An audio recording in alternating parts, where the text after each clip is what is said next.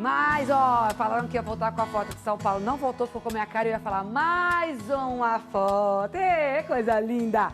Cidade linda que eu adoro, a minha cidade. Parabéns, São Paulo, 463 anos dessa cidade que eu já disse, né? Não é uma cidade, é uma mãe para todos nós brasileiros, porque ela cria oportunidade. Então, eu sou apaixonada pela minha cidade. Final de semana eu tô aí, tá bom?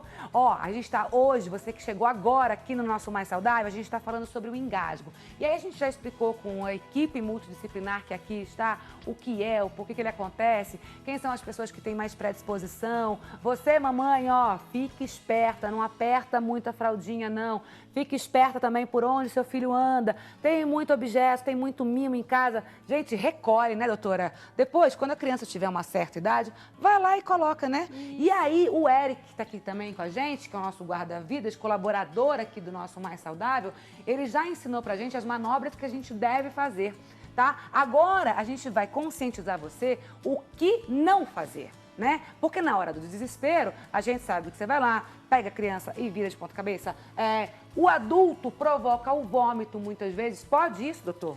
Não, melhor não, porque o vômito pode gerar uma segunda complicação até mais grave do que o engasgo, que é aspirar o vômito, não é? E aí pode dar uma pneumonia aspirativa, que é uma situação grave. Mesmo que o paciente, às vezes, saia vivo da situação, indo para uma UTI, que é o segundo passo, pode até falecer pela pneumonia, né? Por uma complicação dessa aspiração. Doutora, Então, deve evitar. E não podemos também virar a criança de ponta cabeça. Não, deixar, como eu expliquei aquela hora, deixar a criança com a cabeça elevada, né? Não precisa deitar a criança, mas também não precisa ficar colocando de cabeça para baixo, fazendo nenhuma posição extraordinária. Só deixar inclinadinha, se a criança estiver tossindo, deixa ela tossir. Se não estiver tossindo, aí são as manobras que o Eric explicou. Para criança maior, a manobra que a gente tem que ficar agachado para poder ajudar a criança, ou então, se for bebê, que a gente já conversou. Como chama mesmo essa manobra que você ensinou? Heimlich. Heimlich, é isso? Isso. Muito legal. Gente, ó, o que não fazer, tá? Além de tudo isso que a gente já falou, vamos conscientizar você ainda mais, tá? Primeiro, não deixe a pessoa engasgada que estiver consciente. Não pode deitar? Não, se deitar vai ajudar ela a broncoaspirar se estiver saindo alguma coisa. Então é bem complicado. É melhor com que ela fique em pé que a gente tente tirar aquele corpo estranho.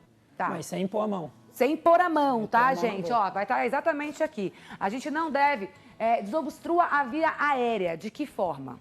Essa forma que a gente falou aí, o método, a técnica... Heimlich. Heimlich. Isso. Gente, adorei essa técnica aí. É uma técnica, é isso mesmo? Isso. Heimlich. Heimlich, é uma manobra, chama manobra. Não coloque a mão do engasgado ou dedos na tentativa de fazer uma pinça. A doutora falou isso logo no começo do programa e o Eric também. Não devemos tentar tirar com a nossa própria mão, certo? Certo, porque se a gente tentar e não conseguir, a gente corre o risco de enfiar mais para dentro da garganta e aí acaba complicando ainda mais a situação. Outra coisa que a gente falou, acabou de falar, mas vale como consciência, para despertar a sua consciência, não provoque o vômito. Por quê? Você está engasgado, muitas vezes você vai lá e fala, ai, vou enfiar o dedo na minha garganta para provocar o vômito. O doutor falou o que isso pode acarretar. Pode entrar aí, ó, num processo horroroso, né, doutor? Pior do que... Pior ainda, não dê líquido a quem está engasgado. Não pode oferecer água. E é uma ação e reação, né? A pessoa está engasgada, você fala, peraí que eu pegar um copo d'água, toma água aí para desengasgar. E não é. Se ele tivesse, vamos usar o termo, entalado, né? Entalado, exatamente. No esôfago e tudo, e mesmo assim é arriscado, né? Você dá, porque na verdade ele está engasgado porque foi para a via aérea, então não adianta dar um líquido para ele, porque não vai tirar da via aérea e vai para o estômago. Vai continuar ali. Então não deve dar ali e pode piorar, porque se tiver algum espaço para respirar, você deu o líquido, aquele líquido foi para lá, aí fecha de vez. E essas situações, é bem importante lembrar que essa situação das manobras é uma situação extrema, né? Porque a grande maioria, o engasgo não é total, o fechamento não é total, é parcial, né? E às vezes manobras simples, né? O Eric estava falando para a gente, aspirou a água da piscina, só de levantar a cabeça já pode, né? E ele pode explicar melhor isso aí.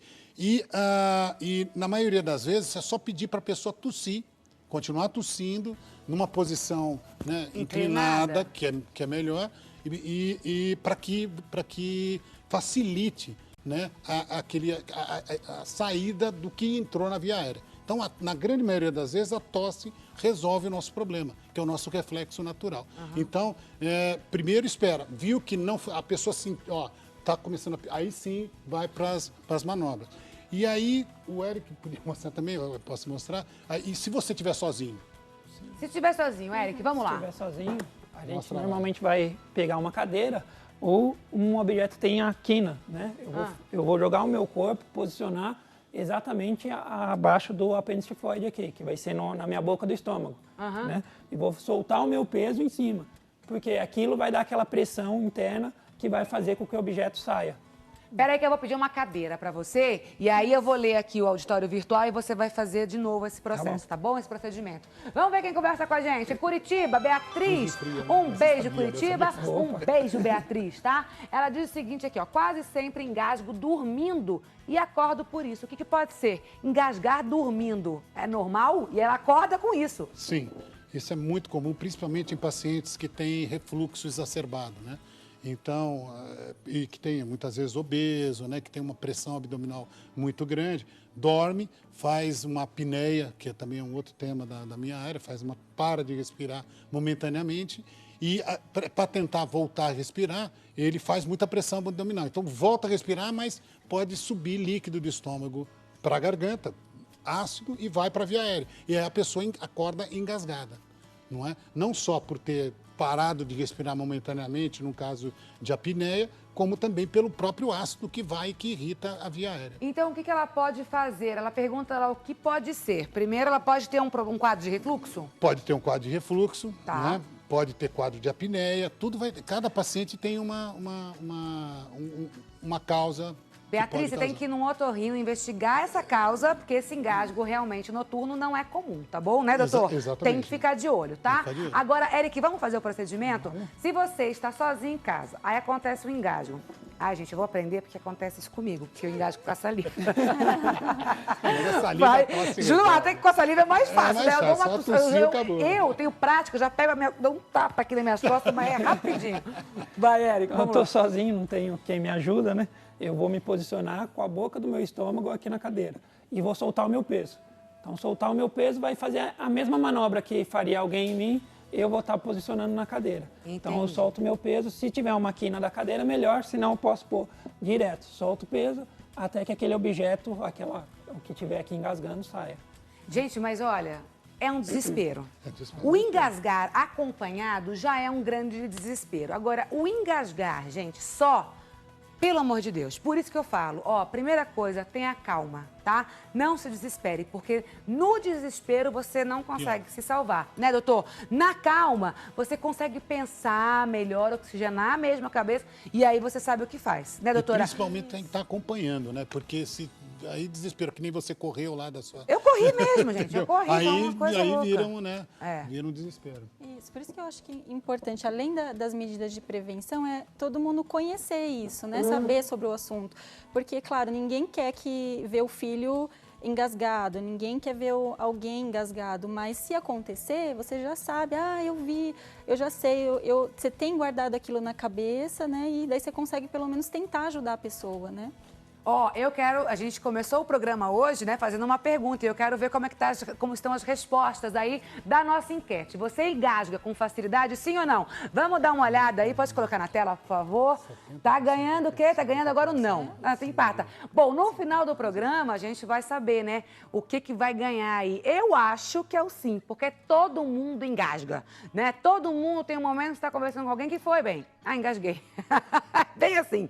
Então, continua ligando, continua participando com a gente. 0800 777 0021. Tem também o 19 3871 9620. Eu vou fazer uma pergunta aqui, de vocês. As perguntas estão aqui. É que a gente fica numa prosa danada, gente, e a gente acaba não atentando para as perguntas aqui, viu? Mas chegou a hora que você sabe que a gente abre espaço. Quarto e quinto bloco aqui do programa são de vocês, tá? Vamos falar aqui com a Maria Albertina, do Amaral. Ela é de Bálsamo, São Paulo. Um beijo, meu amor. Obrigada pelo carinho e pela audiência, tá bom? Ela diz o seguinte: minha sogra tem 91 anos e está engasgando com os alimentos com muita facilidade. Ela só consegue comer o pastoso. É normal? É comum. É, né? É bem comum porque o idoso ele já vai perdendo primeiro reflexos, depois a musculatura já não é a mesma, né? Então tem que ter alguns cuidados e é importante também que tenha um profissional acompanhando, como deve ter, para também fazer alguns exercícios. Dá para a gente trabalhar e melhorar essa qualidade de alimentação, porque a alimentação é muito importante e quando você deixa de se alimentar, você priva a sua vida de muitos prazeres, né? Porque um dos maiores prazeres que nós temos é de se alimentar. Olha só, gente, essa pergunta não é uma pergunta, é um relato, na verdade. Veio pelo e-mail, a gente imprimiu. A Luciene Moraes da Silva, um beijo, meu amor. Ela diz o seguinte, parabéns pelo tema. Porque o meu avô morreu engasgado com ossinho de galinha e ninguém conseguiu salvá-lo. Como deveríamos proceder? Se ela tivesse, nesse momento, né? Se ela conhecesse essa técnica que a gente apresentou aqui, salvaria o avô? Provavelmente sim. Provavelmente, né? Provavelmente. Normalmente, osso de galinha, espinho de peixe é o que mais prende, né, no adulto. E a gente fazendo essa técnica vai estimular com que saia esse osso de galinha. Só o osso de galinha e o espinho de peixe é bom destacar uma diferença, né? Porque o osso de galinha ele é mais agressivo e muitas vezes ele entra e perfura.